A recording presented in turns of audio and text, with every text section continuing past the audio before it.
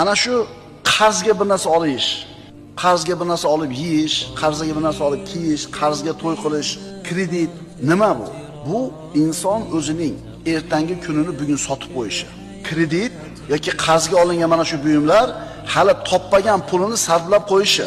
Ya'ni inson ertangi kunini, ertangi kuchini, ertangi mehnatini bugungi kun uchun sotib qo'yishi. Siz hali ertangi kun yashaysizmi, yo'qmi, uni sotib qo'ydingiz. Amir al-Mu'minin Umar ibn Xattob roziyallohu anhudan o'g'li bir kuni pul so'radi.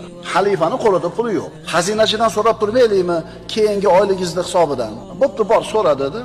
Borib turib xazinachiga aytdi. Otami keyingi oyligini hisobidan, keyingi maoshini hisobidan menga pul berib turasiz ekan dedi. Xazinachi xalifa buyurdi deb shart qildimi?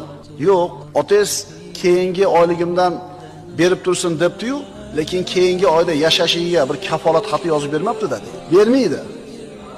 Qaytib kelib turib otasiga Amir al-Mu'mininga